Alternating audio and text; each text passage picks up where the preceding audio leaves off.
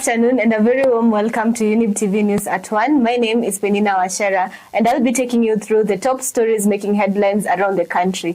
As always, we are committed to bringing you clear, accurate and timely updates to keep you well informed. Before we begin our bulletin, let us take a look at the highlights.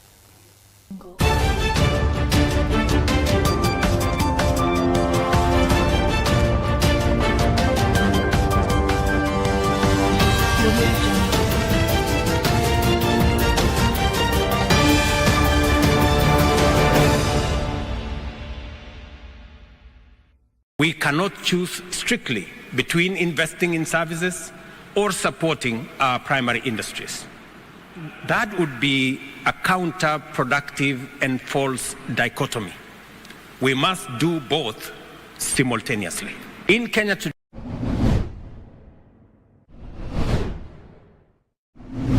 sasa nabeba mwili wa mtoto wangu kurudi naye nyumbani. Ukengeo na vikonya nade. Sijui nitafanya nini. Walio na uwezo kuona kwamba wanachukua damu ya maisha ya wenzi wao.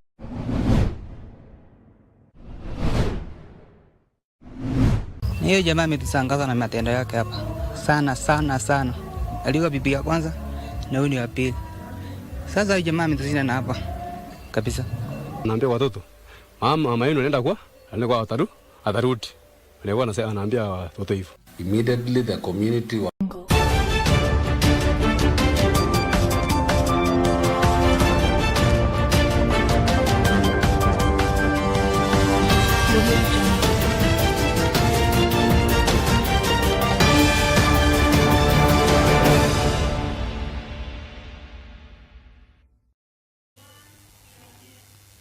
Welcome.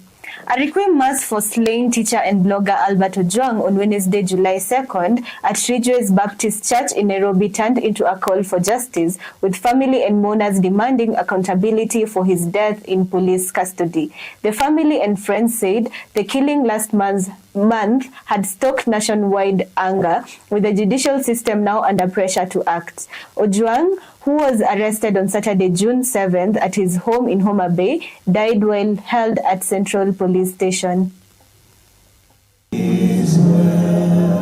With my soul. His last words were, "I love you, see you soon."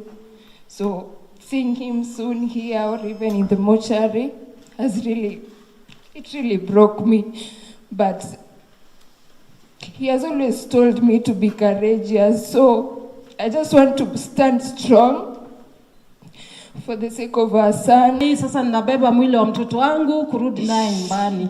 Ukengeo na vikonya nade. Sijui nitafanya nini. Walio na uwezo kuona kwamba wanachukua damu ya maisha ya wenzi wao na kumwaga damu ili wabakie katika hali yao na kuficha uovu wao, basi wajue kwamba watabaki na heshima, watabaki na utajiri na sifa za aina yote, lakini hawatakuwa na amani katika maisha yao. This culture of forgive and forget and move on, we must say as a country, never again.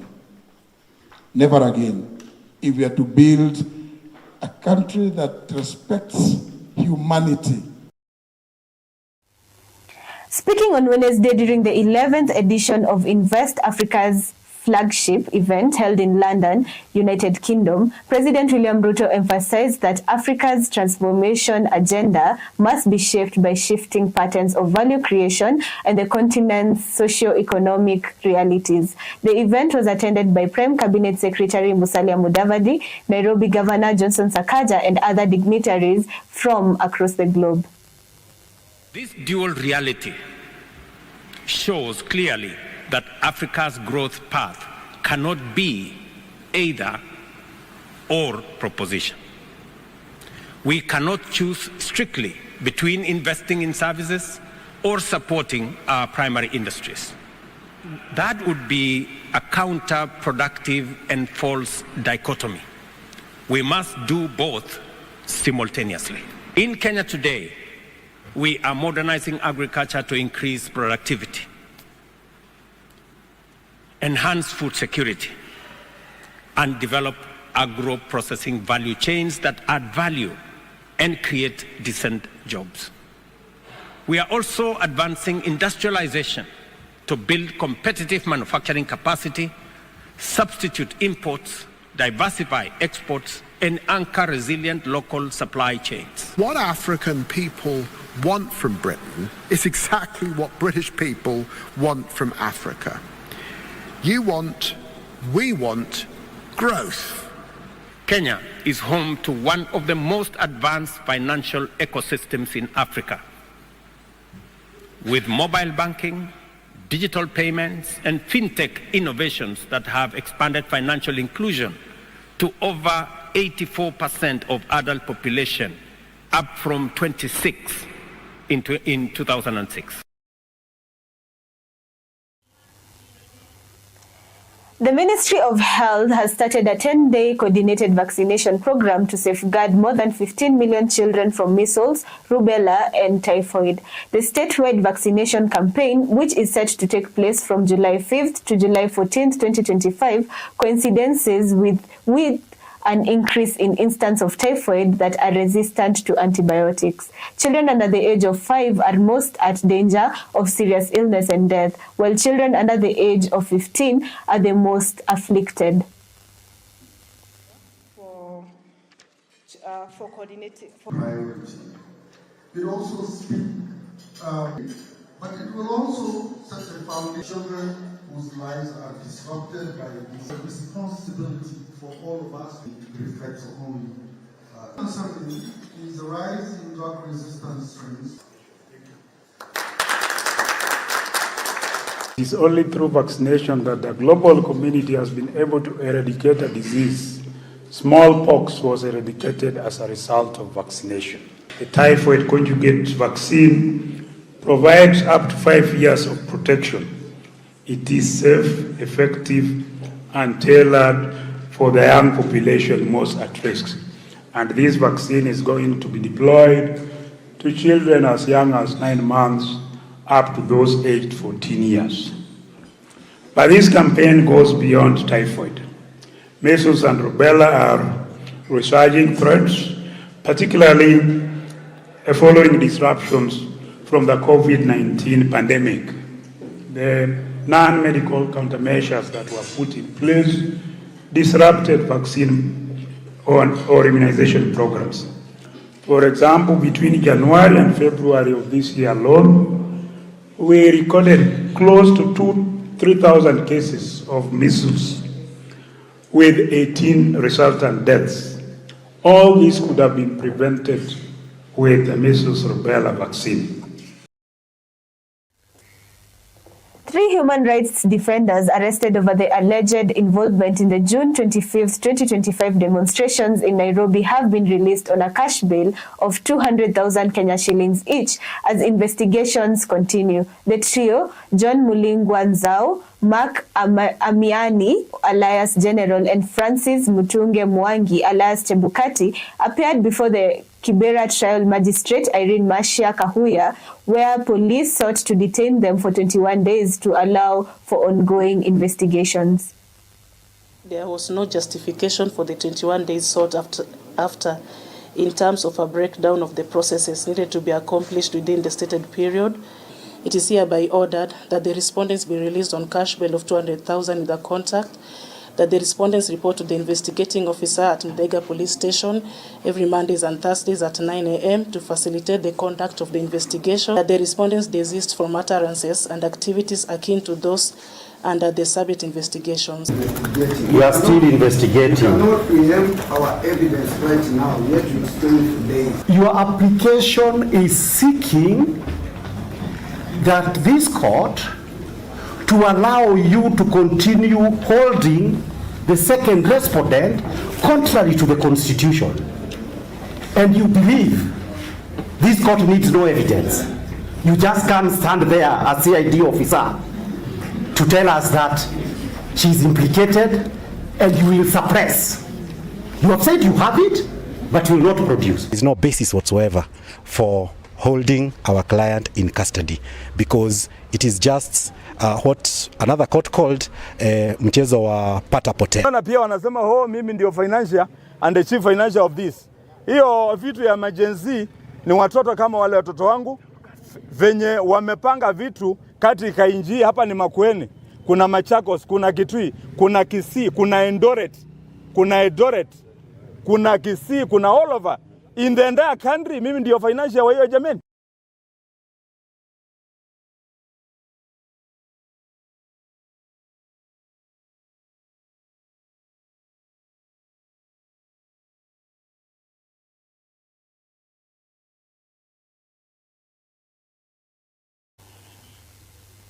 We are going for a short break and we'll be back with more news updates.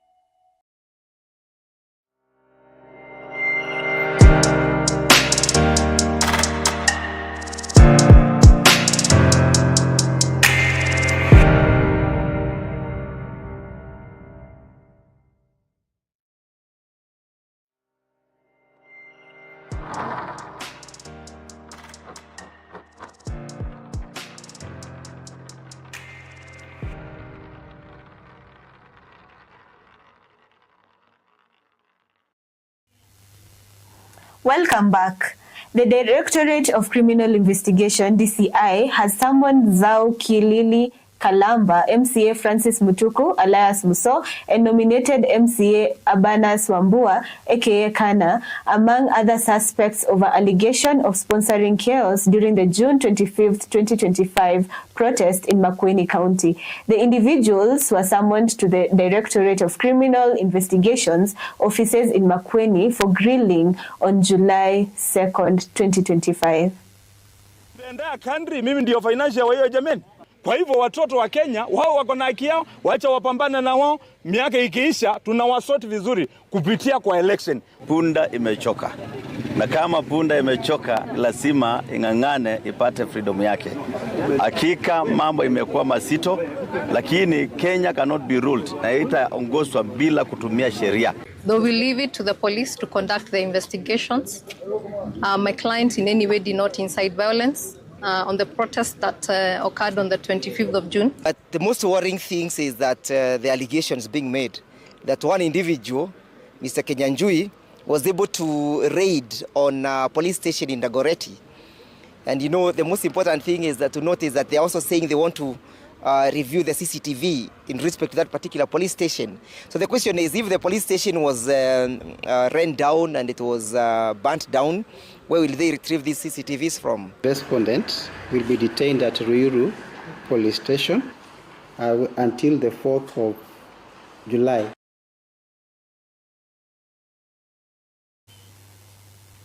The residents of Sugubo village in Nyamache, sub-county Kisii County, were left startled after a man aged over 50 years allegedly killed his wife and fed her flesh to the family before he was lynched by angry residents. Suspicious residents ransacked his home and stumbled on the body parts after he was seen with his 2 children without their mother for a couple of days.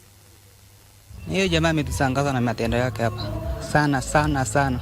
Aliwa bibi ya kwanza na huyu ni wa pili. Sasa huyo jamaa ametusina na hapa kabisa. Naambia watoto, mama yenu anaenda kwa atarudi. Alikuwa anaambia watoto hivyo. Immediately the community were very angry and they started mob justicing him and they beat him until he died. In the process they found the body. Kakucha ngapata watoto hapa kwa njia, ngaona ni machozi, ngawachukua. Calling upon the members of the public that in case they know because actually they are the one who are living with these people in the villages there. In case they see people who are maybe are suspicious, it is good they alert the police or the government officers.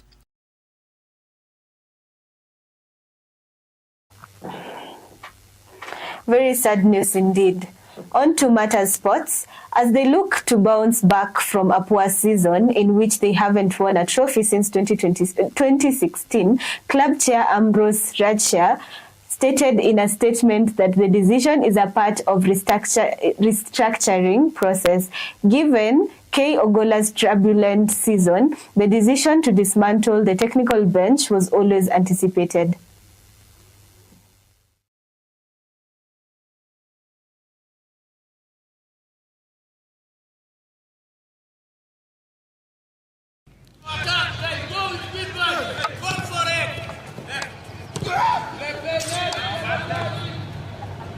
We want the coach to participate in the selection of the team so that we don't get people coming. You know, we have these people called agents who will really beautify, give you some videos and really overpraise a player.